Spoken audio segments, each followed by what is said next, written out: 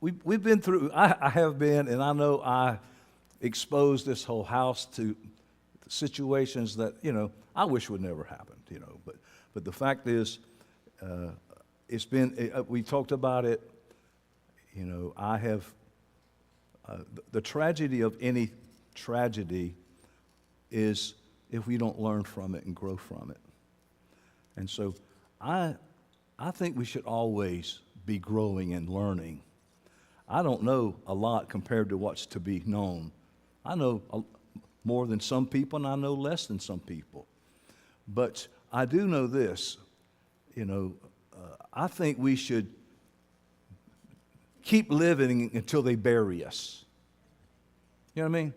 Like the story about the guy, he died at 50, but they didn't bury him till he was 80. I'm not dead yet. Are you dead yet? We're not going to be dead. I've got a lot of life to live in me, and there's nothing more important to us, it should be, as true ecclesians, as one thing, and that is to get our well done and please our God above everything. Now, I know along the way we have to deal with idolatry and idols and the high places in our life that we put ahead of God and above God, and those are cause difficulties in our life. And it's not an easy battle. And so what I have done, I have gone to the next chapter. And I have this thing that I believe that I do not bring my past into my future. I've never done that. I've seen a lot of people do that, where they bring their past into their future, and they're still living in what has happened, or who labeled them, or the reason that they're the way they are. What it may be, abuse, it may be whatever it may have been, in your past childhood or something like that. We can't bring that into the future, because when we bring it into the future, what happens is we never can get past it. And so I love the fact the Bible says, forgetting those things which are that are behind us. And that's something over these years that Yahweh's given me the grace to do. And so I want to talk about one of the things that Yahweh has said to me in this book, and I appreciate y'all, reading the book along with me, so to speak. And I'm not writing this book, by the way. I may have put a couple of chapters in there or paragraphs, but, I believe, and one of the things that I've had to deal with when you make decisions in your life, you have to find out, are you stupid? Are you just stupid? Was this the reason? Was that the reason?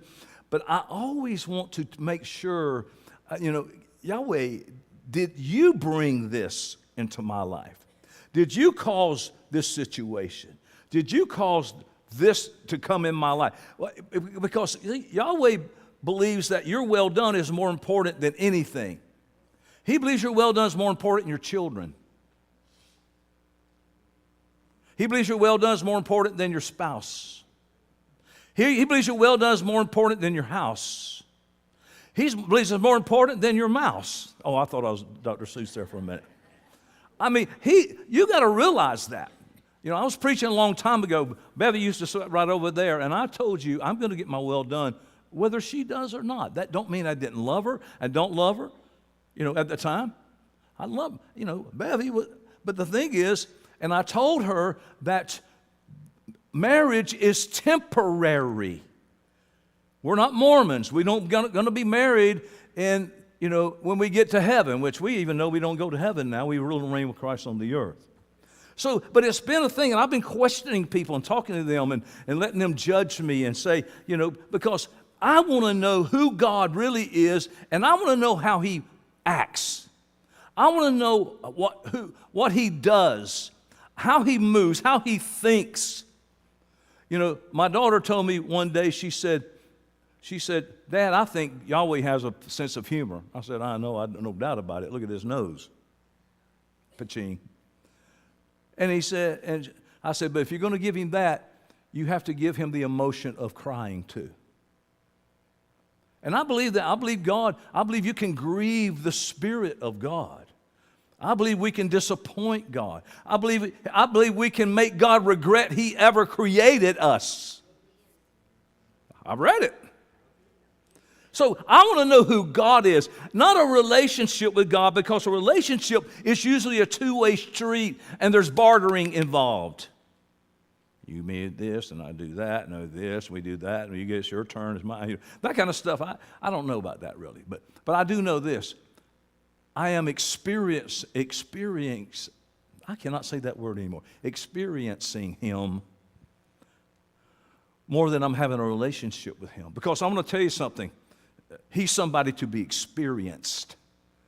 There is no compromise in what He does and what He says and how He does it. And this is what I learned about God. He is so hell-bent, can God be hell-bent, on us getting a well done that He's going to pretty much do what it takes to make that happen for you. You're going to have to be really stupid and stubborn to not get your well done.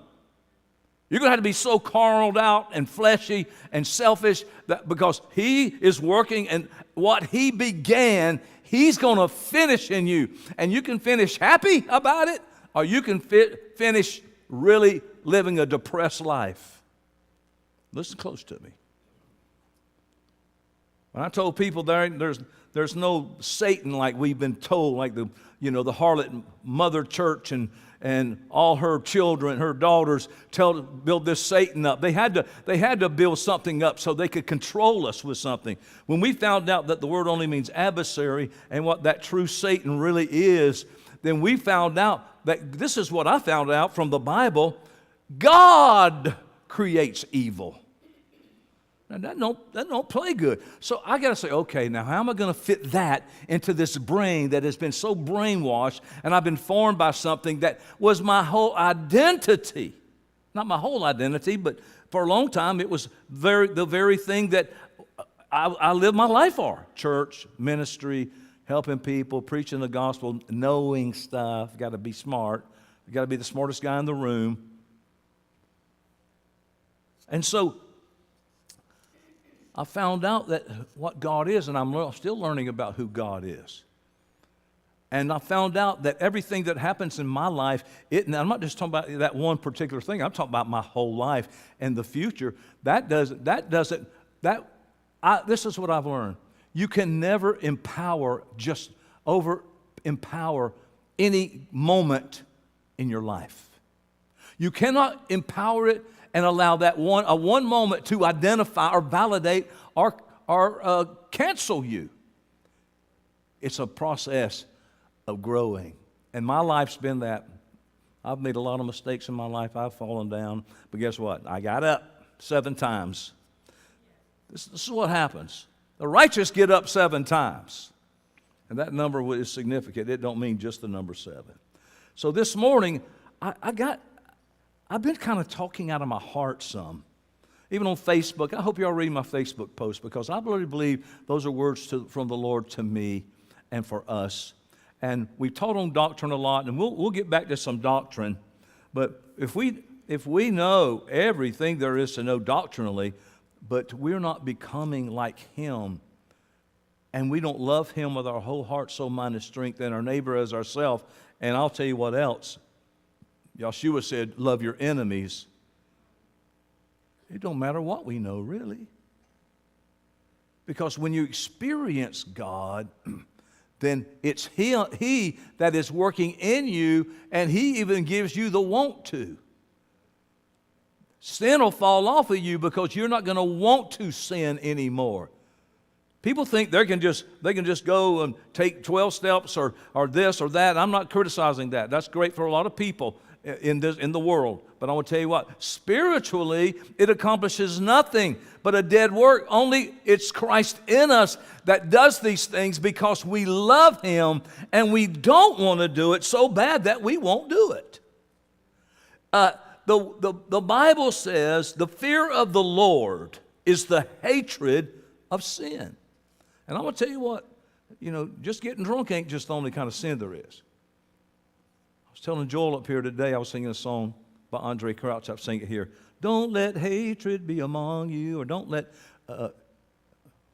jealousy. I told him I could go through the whole works of the flesh. Don't let this be among you. There's none of that in Christ. And I know that the only way we're going to have a true ecclesia isn't anything we do, anything that we can change and do and move and all that, unless we are changing. And I want to tell you something. I'm here for change. I'm changing. I'm changing, man. I'll tell you. I can tell you this. Today, in my opinion, and I might just be stupid again. I've done stupid things before. I believe I'm closer to Yahweh than I've ever been. My relationship with Him has just, it has so exploded for me personally. And so this open book thing, though, he's talking about, he said, Johnny, we're going to do it, but it's going to be an open book. I'm like, the only thing I like about open book is open book test. But when he said that it's going to be my life that's going to be open, I wasn't sure I wanted it to be any more open than it's been all these years. And as insignificant as I am, just little guy at the little church in the little city, that sounds like what's his name song? Little bitty. What's his name from Noonan, where we live? Alan Jackson, thank you. Alan Jackson. Tell me, so I don't know why people would want to say stuff, whatever. But for some reason, I have received a lot of criticism. Maybe I've earned it, I don't know. But when you preach the gospel I preach, you're apt to get that. How many of you have experienced that? So this open book thing about me, I'm like, I don't want to be that. Because I know that people are afraid to really show themselves. We probably don't know who we are really. I've had an opportunity to look inside people's personal lives because some people have come to me with their problems and stuff, and I've tried to help them. So I've seen sides of people in this church and other places that most people may not ever see. And so we're all kind of afraid to do that, and I've studied the psychology of it, and this is what psychology say: don't do it. Don't do it because it's going to cause you problems. Okay, I get that. But Yahweh told me, do it. And I'm going to tell you, I have all kind of emotions about it. I don't want to know that. What about that? What about that? Now, I'm not talking about dark, secret sins. I'm talking about just stuff about me. How many of you know, I just don't want to be under the microscope of people's things. But I believe that if we really want to be in a place of, in our core, have faith and trust God, psychologically, we're going to have to be honest about ourselves with ourselves and with other people. Now, you don't have to call them up every 5 minutes and tell them every personal thing. That's not what I'm talking about. I'm talking about, Joel, there's a place of truth that we can abide in. And it's in that place of truth that Yahshua said, the truth will set you free and you'll be free indeed. That's what I want for me while I'm here until Yahshua comes and changes me and I get in a new body. And I want it for you. And I'm going to tell you, I believe if we'll hear Yahweh, that we can walk in that. When you don't, let me just tell you a story right quick. Recently, I was having lunch with some people, and I was telling them about what I've talked to you. That was kind of my first real step out of when I confessed to you what happened to me as a child and all that. Y'all remember that Sunday? And so I did that. I didn't really want to do it, because there's a lot of things in my mind. If I said that, people are going to look at you this way and they're going to look at you that way. How many of you know that Jimmy Swaggart was great until they found out his secret life? And everybody left his church. Now, he built it back up. But everybody, I said, you know what? Y'all were sending money to Jimmy. Y'all were supporting him every month. Y'all did this, Jimmy. And the whole time you were doing it, guess what he was doing? He was doing the same thing. You just didn't know about it. True? And so, when they know about it, then people they'll turn on you and stuff. And so I told this person what happened to me as a child in my core caused me to become a liar. I was a good one too. I could lie good. I could forge the writing of the dean of students when I stole that pad of passes. Please let Johnny be dismissed from your class today. I think Joel inherited that talent, didn't you, Joel? It must be in our genetics. So, because I'm about the inside. I ain't worried about the outside. I'm concerned about the inside, because if you get that inside fixed, you can whitewash these sepulchers.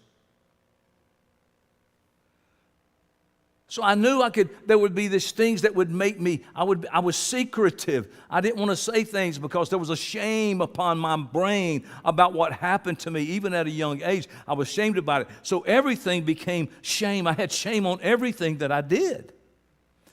Then I didn't know that's what it was called and what it was, but I was that way, and I hid everything. My mother used to say, whatever you do, you're going to be found, you're going to be found out. Well, that wasn't true. I did a lot of stuff police didn't even know about, except that one time. I believe that if we don't become open, we can experience isolation and loneliness. When we mask and hide, it leads to this isolation. And I'm going to tell you what, I learned that it made me lonely in the midst of friends when I might have been the center of attention at the time. But inside of me, I felt isolated and not part. How in the world are we going to feel part and be part? I was meditating today about churches that they're doing the best they can. People just quit going to church in America now. I mean, I was thinking it's like 70% people quit going to church. They blame it on COVID. I don't blame it on COVID. I blame it on people who just don't want to go to church. They don't love God. They love the world more. And so, but what happens is they're doing all these things, man. They're having all these entertainment. Well, the problem is we only live about an hour from Disney. I don't think it's worth my time and effort and money to have an entertainment church when all they got to do is drive to Disney. How can we compete with that? I don't want to have an entertainment church. Go to Disney. They do it way better. I want to have a discipleship church. I want to have a church of people that love God and want to be part of and please God. That's what I want. And you know what? I don't care how many it is. I hope you're with me, though. You ever get your car back? Miracle? That's an answer to prayer, right? I'll tell you what else it does when you hold these things. These maybe secrets. I don't think they're all secrets, but it will put an emotional toll on your brain and mind, and even physically. I think it causes stress. And it can impair a daily ability to function and have a negative impact on our physical being and our emotional mindset. That I think it can seed and breed unbelief and doubt. I also believe what it does is this. It will put a barrier between you and the ability to really engage fully in life. Even in your marriage, even in your workplace, even with your children. See, Yahweh's calling on our lives, in my opinion, is going to make somebody mad. It's going to make somebody angry. People get angry when I say, look, if you don't tithe, you're not going to get it well done. I shouldn't say that. It's just stupid because people have quit coming because of those reasons. But how can I be a man of integrity if I ain't going to tell you the truth? And people say, well, I think it's okay. Let me see what I can do. But I'm just telling you. But I found out because it's better for them to be angry with us than for God to be angry with me. Or worse off, listen, for me to be angry with myself because I ain't man enough and I don't love people enough to tell them the truth, even if it costs the relationship. That's where I want to live. I guarantee you, you will end up an angry person the day you awaken spiritually and realize that you've adhered to everyone's opinion and even your own when it's wrong. You'll be mad at yourself. You're going to be mad at other people. Why didn't you tell me? Nobody going to get me at the judgment seat of Christ and say, why didn't you tell me? I'm telling you now. Not just that. Things I meditated on this week was that qualifying for immortality isn't at the comfort inn. I have a good friend that's not doing good. I may go see him this week. And so I'm looking for hotels, they still got a comfort inn. This ain't the comfort inn. You seeking for immortality, it's not the comfort inn. It's not for those that are just seeking comfort and recreation and retirement and leisure. More power to it if that's what you got. But seeking immortality isn't. I think it's for the daring, the determined, who are willing to endure a little discomfort, some delayed gratification, and go where Yahweh leads us to go no matter what. That ain't just a preacher's job.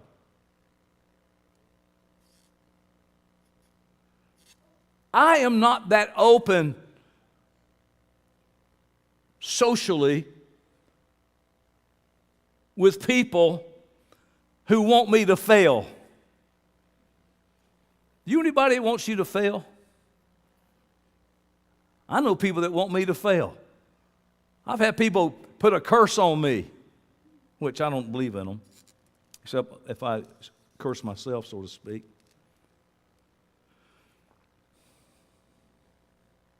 Those who are qualifying for well-dones, we ain't got time to hate people.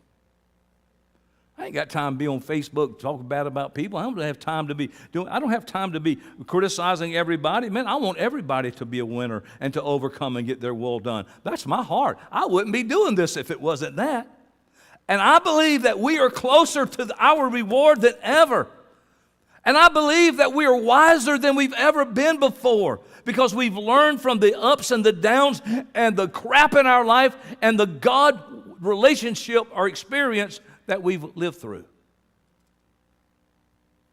I hope I can say, I think I can say I'm wiser. I hope you can say that. I believe I'm stronger than I've ever been because I have endured hardship. And that's just what this walk is. It's not easy.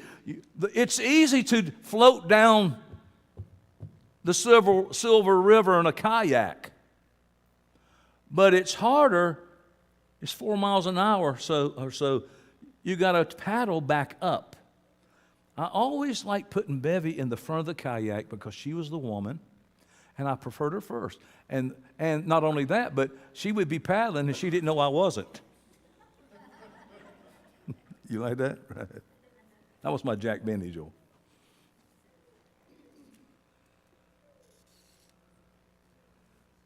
I've experienced being betrayed by people who were my friends, I thought. And I'm here still standing. What is this, Bless Johnny Day? No, I'm telling you these things for your sake. Hopefully that my life has been some kind of example.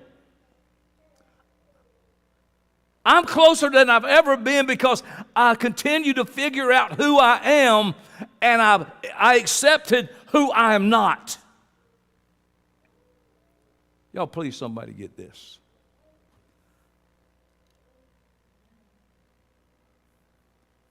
I know where I belong.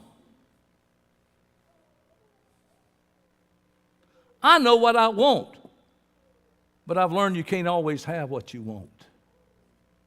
And you have to be the one who makes that choice.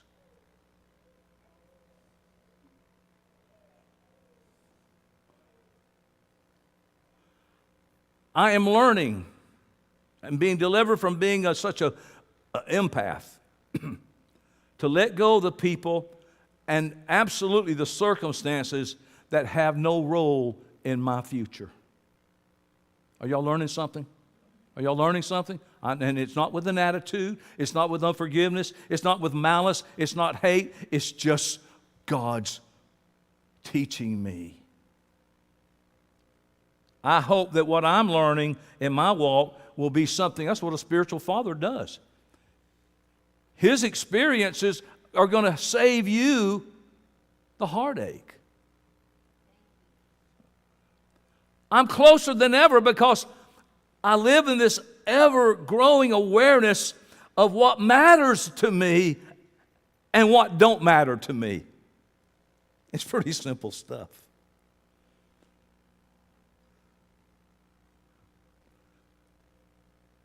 I also can smell and taste the prize before me. I can smell it. I used to play Little League Baseball. The lower practice field right across the street was Colonial Bakery. And every day at practice and stuff, you'd smell that bread baking over there. I want to tell you what, I smell the prize of the high calling. I smell the finish line. I can taste it. And I know that I'm closer, and you can know you're closer because you're still doing what? Striving. Striving. Not quitting. Moving on, getting up, and say, no matter, I'm going to do it.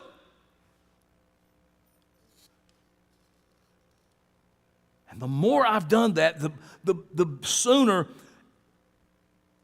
and the better the entire journey unfolds, and it makes more sense to me now.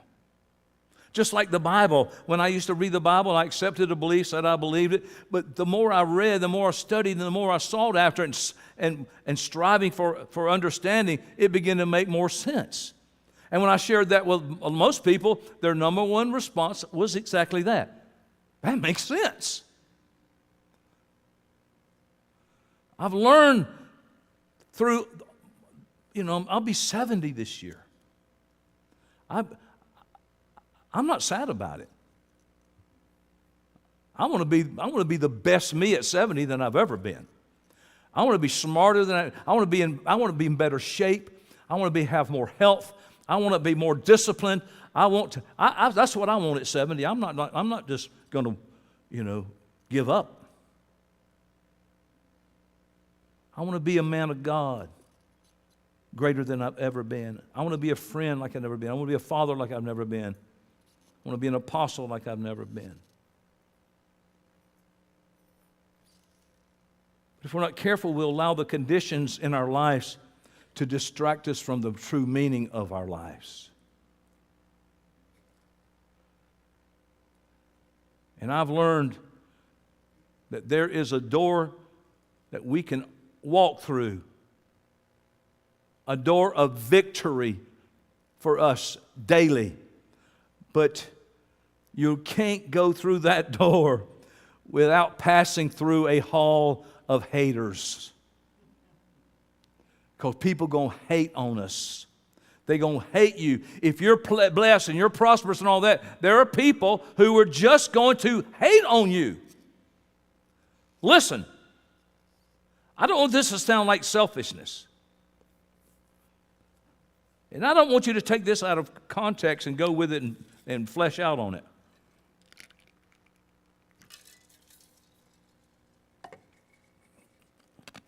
But if you don't invest in you, you'll soon find out that ain't nobody else going to do it. When I talk like that, it seems like I'm causing separation in the body, like I don't need anybody else. That is not what I'm saying here. I'm just saying, when we stand before Yahshua, you're going to stand there all by yourself. And it's your responsibility to take care of your business. And if your husband don't want to play the game, take care of your business. If your wife don't want to do it, take care of your business. If your children don't want to if nobody else wants to do it, I'm going to take care of my business. I'm going to preach this gospel if nobody else believes it.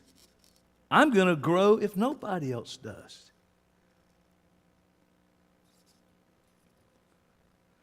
This is what I've learned. Just because people love your gift, don't mean they love you. Just because people love your gift, don't mean they love you. Most people won't ever really know you, and they don't really want to know you. My brother told me this years ago. He told a guy one time who was accusing me of something. He said, the reason you think that about Johnny is because you think he's like you. Because people don't really know. And I want to tell you, all it takes is one negative, evil report sometimes for a person to totally turn on a person.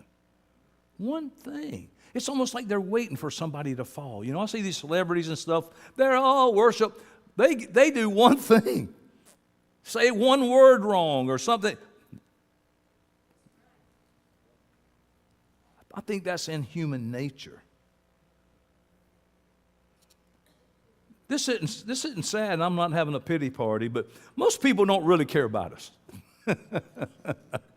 I tell you what, most people don't really care about us.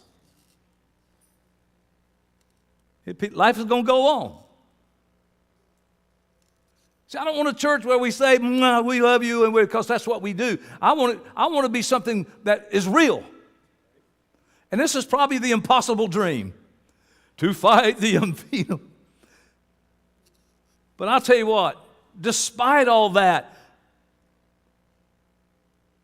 those people that just want your gift, it's okay to share your gift.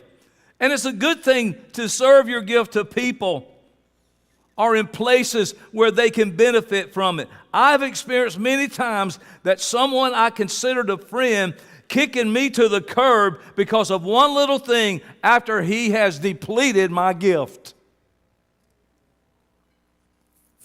I'm talking about me, but I want y'all to apply this to you.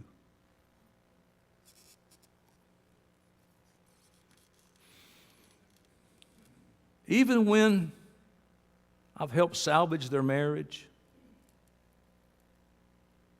laid hands on their sick children and seen them saved from death's door. One particular instance, we walked into the room and the doctor told them, if you want to see your baby alive, baby had been like 24 hours old. If you want to see that baby alive and hold it again, you need to go get that baby now. We walked in there, laid hands on that baby, and that baby was miraculously healed. He was there. Those people, of course, came to our church because they got a preacher that can miraculously heal. I have people all the time say to me, y'all lay hands on people and stuff over there? I said, yeah, but not the kind you're thinking. I want you to mature you can walk in healing without laying on of hands. Laying on of hands is for identification and for impartation, not so you can just suck the gift out of somebody. Teach you how to be a man spiritually. Paid their house out of foreclosure. Paid their electric bill. And still they lied and gossiped and betrayed me. Rallied people to split the church and rise up against me. And the names, the list goes on. Are you wallowing? No, I want you to understand. This is the life that you're going to have and experience with people. And I want you to understand that you can have victory. I have no ought in my heart toward any of those people. Well, that one lady. No, I'm kidding. I love my enemies. In here, it gives me so much joy and peace.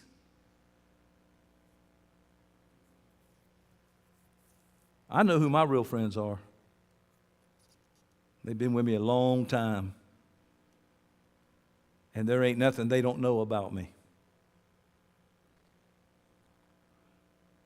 There's some stuff you just leave alone. You can't fix every problem that comes across your radar.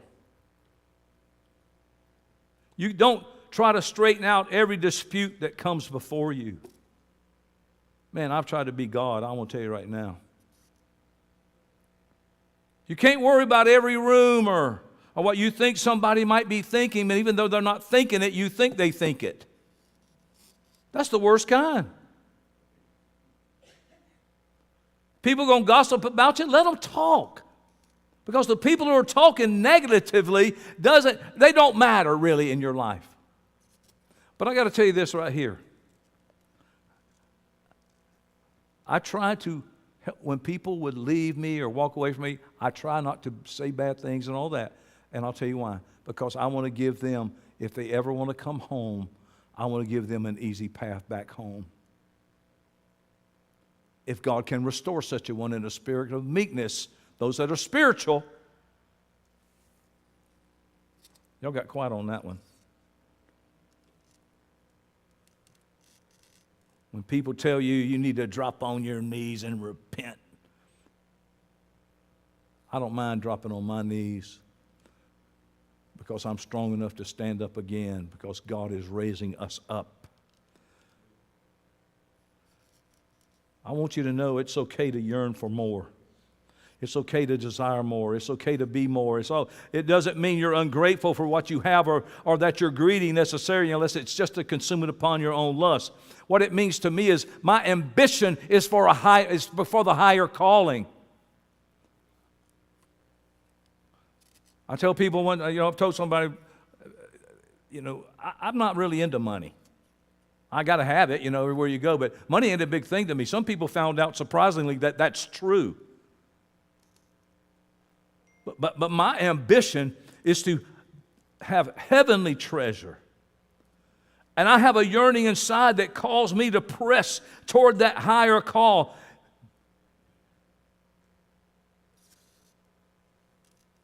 And when people who you loved and trusted and admired turn against you, that pain that you must endure, it's a private pain. And most people I deal with are suffering still from a private pain of what somebody's done to them in their past or in their now. And I think there's a development of a pain that you're looking forward to, not that you're looking forward and desiring it, but you're looking forward to it and afraid it's probably going to repeat itself then, and it robs you of hope. I got to tell you, it really hurts to be criticized when you're trying your best. You ever heard your daddy say, "You idiot"? You're doing your best. Doing your best to love people and try to help them and all that. It stings when you discover the insincerity of those that you thought loved you. They only loved you for what you can do for them. I am not talking about my recent marriage. I'm talking, it will include everything in my life. So I don't want you to think that I'm up here talking about that. No, I'm talking about a life and a way that we can please Yahweh and get our well done.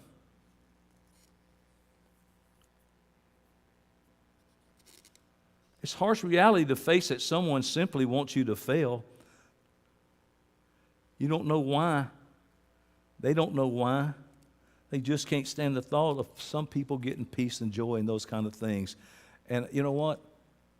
If my experiential knowledge that what I'm preaching today applies to every person, even if you have shut it out and said, "Don't bother me. Nothing bothers me." Well, that bothers me that you say that because I know better, because we're human and we've got a whole long way to grow. You know, there's some people going to be jealous of you because you look financially blessed. You know, there's going to be people that look at you and they're going to be jealous because they think that you have good health.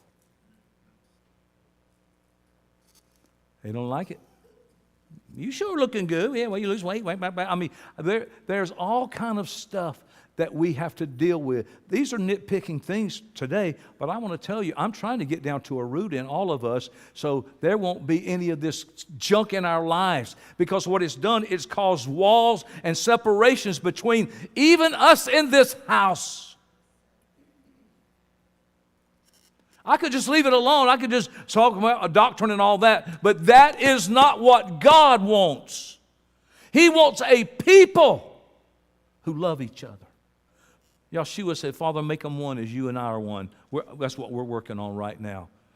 And if you'll open your heart and mind that what I'm preaching about is about you today, because I'm receiving it from me. I've already received it from me.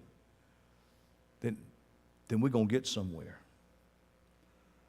Tell you what I've learned, time's a precious commodity. It's more precious to me than it's ever been because I got less of it. It must be used carefully. It's got to be used judicially. It's got to be, your time is worth everything, what you do. And people are really good at blowing time, and somehow the blowing their time, they think somehow is profitable. And sometimes maybe it is. But I know for me, my greatest weapon is time. So I'm having to learn the situations and the circumstances and the relationships that are worth my time. Does that sound arrogant? No, that's just smart. I will tell you this. I'll tell you the biggest waste of time I know in the world. What would you think the biggest waste of time would be? A woman would say, my husband golfing. And it's probably right.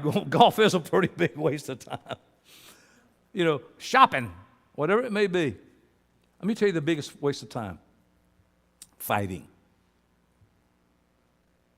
Fighting is the biggest waste of time. Years ago, this is what Yahweh said to me.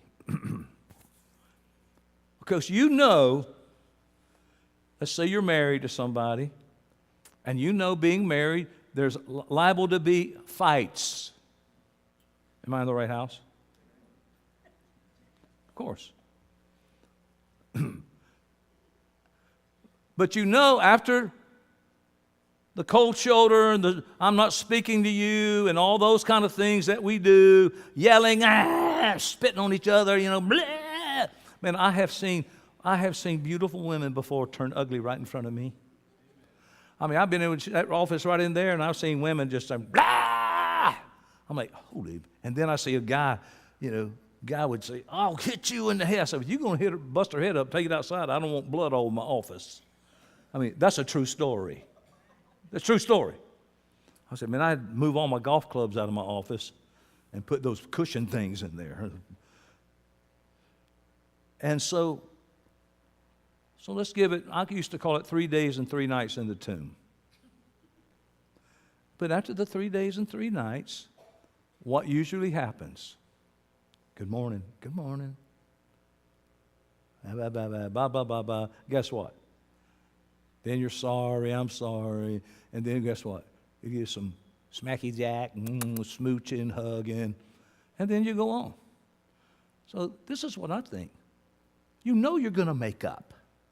So don't you bypass all of the 3 days, all of the arguing. You know I love you, love me, I love you, okay, and let's get right back to the smooching. I should write a book. I ain't hear many amens out of that one right there. Don't worry about meaningless stuff, because it's not going to help your future. I think I'm trying to learn how to invest my time where it matters, and it goes against my personality. Sometimes I feel like I want to do something to help somebody, but it really ain't. I shouldn't even do it because I don't think they care if I'm doing it or not. It may not bring a return for God or for me or for them. Another thing that I've learned and am still learning, I have to trust Yahweh to fight my battles. And if you don't trust Him, you won't do it. If you don't trust him, you're going to take it into your own hands. If you don't trust him, you're going to put your 10 cents worth in inflation. And say what you got to say and defend yourself and and have that devil thing come, But if you trust him, then you don't have to do anything. But Johnny, what if I get fired? You just trust him. That don't mean you can't go in and have a conversation. I'm saying fight your battles. Yahweh will let you go through the challenges to give you credibility in certain areas and the ability to help someone else out of a situation that you're once in. I believe that when I go through something, that one of the reasons I go through it is because I've just completed a course and got my certification in whatever that was I went through so I can help others. It's better training than going to a college. You take classes for college. Yahweh puts you through classes. You learn it. And it's better to have an experiential. I'd rather have a Vietnam vet who was in Vietnam and saved people's lives work on me than a brand new doctor just out of college. So you get some experience first, then you talk.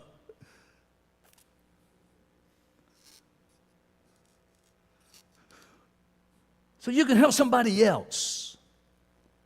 What I'll go through, I use those experiences to help y'all, to help other people, to minister life to them, to make them, I can say, look, you can trust Yahweh. I can tell you, I promise you, trust him.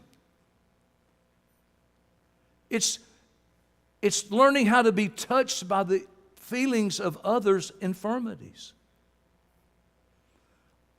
I have grown and experienced things in the last year or so that has helped me to be able to not just have a head knowledge of helping people about things, but have the experiential knowledge.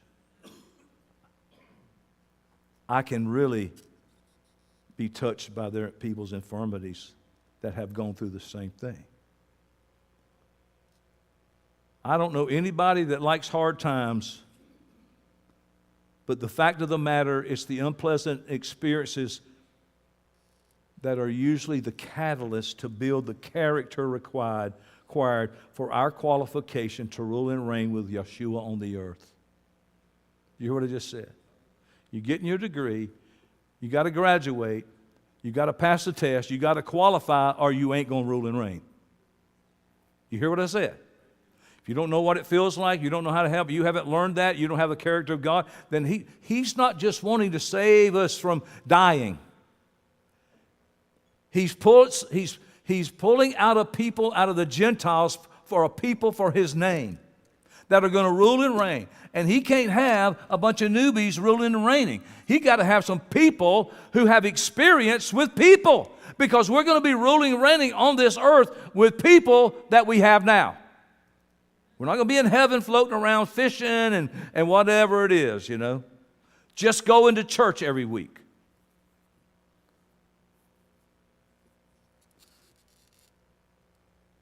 The road that gives us fulfillment and purpose and joy as it takes us to the prize of the high calling is always peppered with jealousy, envious, and angry people whose venomous darts are aimed squarely at your direction.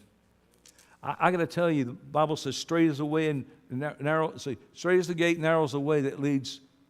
And if you find it, you know that one? Well, the word straight means it's cluttered with all kind of obstacles. It's not, I start to say it's not I-75, but that would be straight still.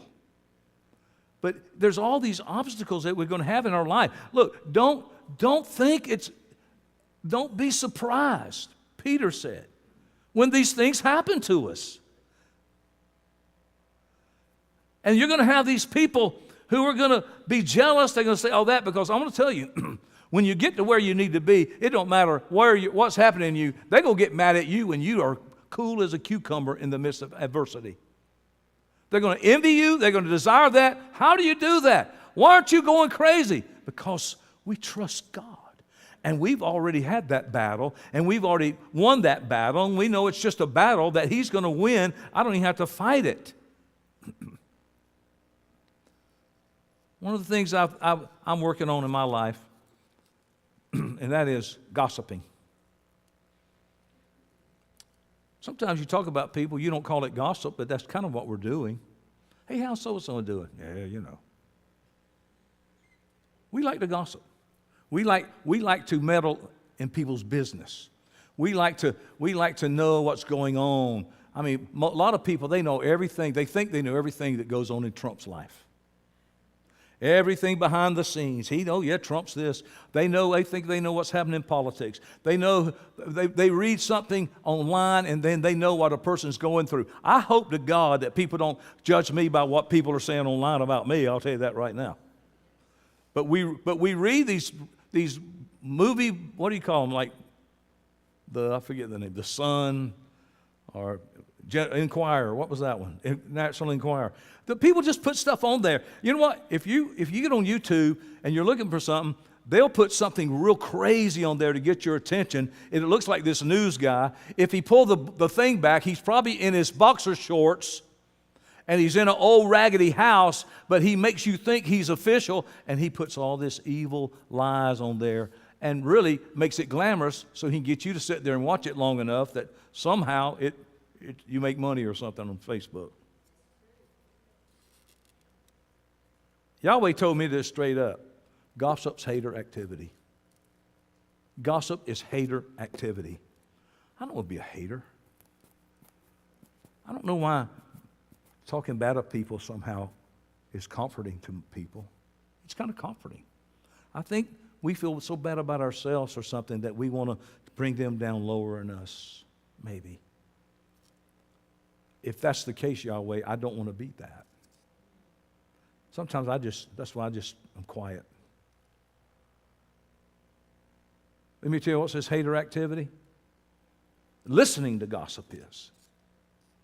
Which you can cut short. This is how I learned to do it. By interrupting the gossiper and say, excuse me, I don't need to know that. Or the most effective way, you can look at them and say a real nice, shut up. And if they love God, you know what they'll do? They'll say, thank you. Let the righteous smite me. Thank you for saving me from being a hater. Let's be better than that. Seek our own well done. I got to tell you this. Only Yahweh, I'm almost done, okay? Only Yahweh knows the full story of what somebody's going through and what their judgment's going to be. You don't. I don't judge somebody. There's two kinds of judgment in the Greek.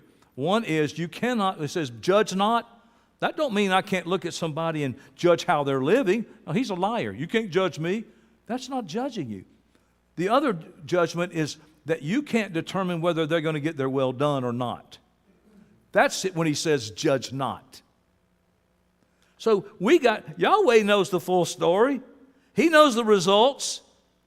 So if we find ourselves rooting against anybody's success, it's a signal for me. If I am wishing and rooting against anybody's success, I think there's not the Christ in me. And it's so easy, man, for whatever stupid reason. So I begin to focus on me and my life and say, Johnny, you know what? Before you get the toothpick out of their eye, maybe you should get that telephone pole out of yours. Are y'all hearing me today? This is really solid stuff for us to compare ourselves with. I refuse to let myself become a hater. I've had many experiences in my life to do it. One of the saddest realities we face about life is that not everybody is going to be as happy as you are when you start prospering. I remember when I used to trade cars all the time. And man, people say, well, must be nice. Must be nice. I mean, at one time, I lived in a 24 by 44 mobile home at Lindale Mobile Home Park in Silver Springs. And it was really a 24 by 40 because they counted the tongue which was 4 feet. So me and Bevy like to boast and say it's a 24 by 44. Just kidding. And so some people at the church accused me. I think I paid $14,000 for that. Borrowed the money from the bank. We were young. And some people in the church accused me of having a $60,000 recording studio in the bedroom of one of my bedrooms in that 24 by 40 mobile home that I paid $14,000 for. What I actually had was a little 4-track player about this big. Cost me $199. I had to save up for it. But people don't like it when we succeed a lot of times. If somebody, I have people who make excuses for me when they get a new car. Yeah, I don't have, but I paid this for it, John. I said, look, you don't owe me any excuse. What are you talking about? You do what you want to do. I bless people. I want people to be happy. I hope you have the nicest car you can get. I hope you have the most beautiful house you can get. I hope everything is good for you. Y'all hear what I'm saying? But there's people that don't do that. And to me, it's proof. Well, I think some of those people say that to me because they say they can afford to tithe, and so then they wind up getting a Rolls Royce, and they say,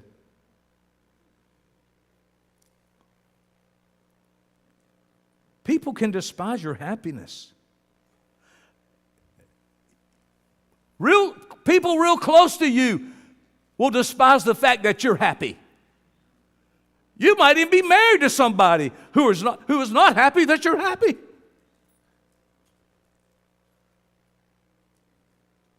God wants to give us a better life, a better way of life. People will even turn their nose up at you, the way you appear, the way you look, and the way you dress. Oh, what did you do with your hair? Why did you get that? Why do you dress like that? Well, you know what I say? Be yourself. Be yourself. And they don't like it. You know what? Tough. I love people who are themselves. I don't care for like all the tattoos and the horns they put on them up, But those people that love you aren't going to mock your positivity. People that love you, they're going to bless you. They're going to be so happy for you. They're going to be excited for you. And these friends and these loved ones and even our enemies, they influence us. But they don't have to be relevant to our victory in life. I believe that greatness will inspire greatness. Heard it all my life, but I believe it's true. I believe that overcomers will inspire overcoming. And when we align ourselves with people who inspire us and help draw out the Christ in us, then is when you will find your best self. And that is what should happen here. People walk in that door, you should help them pull out their best self. There is nothing like encouragement. I'm going to tell you right now, there is nothing like encouragement. If you can at least say, hey, you look good today, like Joel tries to get y'all to do. Hey, I'll tell you how to win an enemy. When I know people, some of these preachers that talk bad at me and I run into them in public, not at Publix, but in maybe Publix, this one I'll say, hey, bro, man, are you losing weight? Hey, Johnny, how you doing? They love me. All I got to do is say, you ain't as fat as you used to be. I become a good guy. There's a hindrance here. And the hindrance is this. Don't live your life, trying to build a great life without the giver of life. I see it happen all the time. People try to build a life without the giver of life.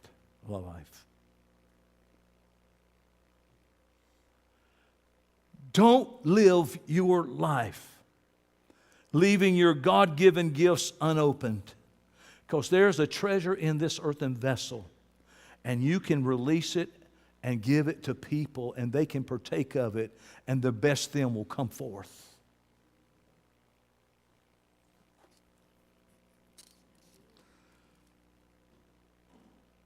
Don't miss the great opportunities Yahweh has for us in this place. It's the only reason that it bothers me. We have like people on shifts at work. We got the first shift, the second shift, the third shift. Then we have people that work all the time. They're here all the time.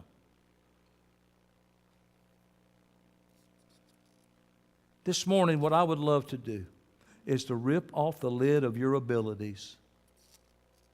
I would love to tear into that box that is your talents.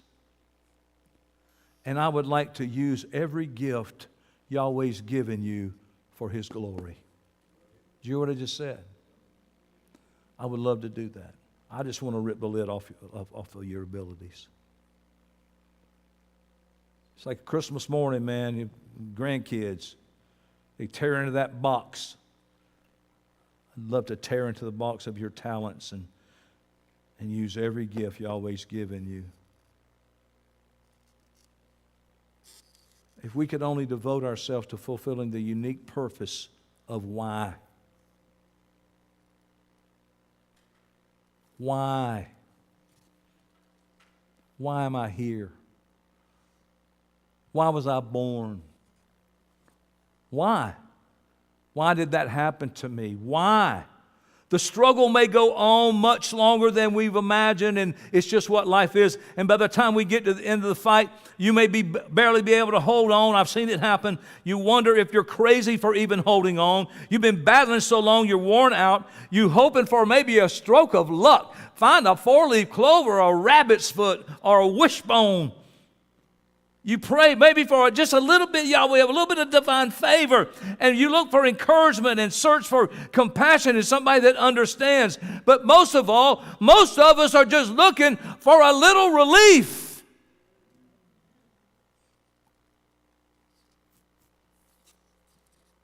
You're deep in battle. What you need is strength to keep going. Even if it looks like nothing's going to happen. Look, I can tell you, accept the process. Trust the process. Your blessing is already ready. It's already done. I've told you, we got to learn how to pull the answer of the prayer. The prayer that we already prayed was answered in the timeline before you were born. God has already answered those things. We got to learn how by faith pull those things, out of that realm of the Spirit. Not just waiting on God. God's waiting on us. There are perhaps millions of people all over the world, man. I think in America especially. And they're sitting on the couch and they say they're Christians, and this is what they say: I'm gonna. When my finances get perfect, I'm gonna do it. When I get my house paid off, I'm going to do it. When my children are grown perfectly and stable, then I'm going to do it. When I finally get a raise and get my seniority position of the job and my business is doing good, I'll do it. Or some other life marker, we're waiting. Let me tell y'all this. I can tell you this truth. They ain't but one was perfect. You ain't ever going to be perfect, and your life is never going to be perfect. You'll have perfect moments. But we're always going to be juggling and adjusting something area of our life because it's another day. I want us to step away from those couch sitters who are waiting for a single perfect day to begin living their victorious life. Perfect people don't need a victorious life. We do. They got nothing to overcome. They're perfect. I'm not perfect yet.